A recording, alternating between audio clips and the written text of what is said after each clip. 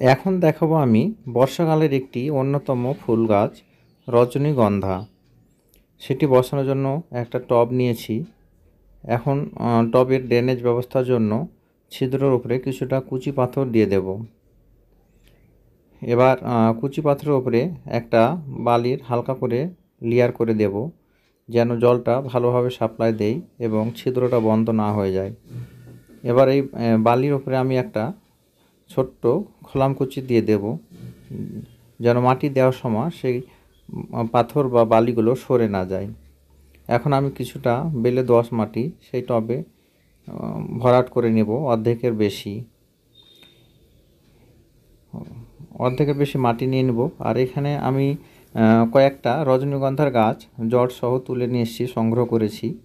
সেটাই বসিয়ে দেখাবো আপনাদেরকে কতটা কিভাবে বসাতে হবে। দেখতে পাচ্ছেন আমি বেশ কয়েকটা রজনীগন্ধার গাছ সংগ্রহ করেছি জড়সহ।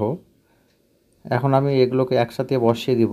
গাছগুলো বসে গেলে এখান থেকে আবার পাশে অনেকগুলো চারা বেরোবে, তখন সেটা আবার কোথাও ট্রান্সফার করা যাবে।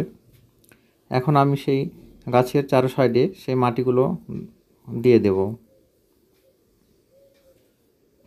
এটি বর্ষাকালে খুব সুন্দর ফুল হয় এবং সাদা সাদা ফুল, এবং রাত্রে প্রচুর সেন হয়। আপনাদের বাড়িতে যদি একটা লাগাতে পারেন তাহলে দেখবেন যে রাত্রিবেলা পুরো বাড়িটাই সেন্ট হয়ে গেছে। আপনার বাড়ির উঠানে জায়গা থাকলে মাটিতেও বসাতে পারেন। এখন আমি টবটা একটু খালি রেখে পুরো মাটি ভরে দিলাম। এখন এখানে মাটি ভরা হয়ে গেছে। এবার কিছুটা আমি ভার্মি কম্পোস্ট ওপরে ছড়িয়ে দিব এবং জল দিব, তখন সেগুলো ধীরে ধীরে ভিতরে প্রবেশ করে যাবে। এখন আমি ভার্মি কম্পোস্টটা ছড়িয়ে দিলাম। এখন আমি এখানে কিছুটা জল দিয়ে ছায়াযুক্ত জায়গায় রেখে দিব কয়েকদিন, তারপর আমার গাছটা পুরোপুরি সেট হয়ে যাবে। এই ছিল আজকে দেখানোর বিষয়।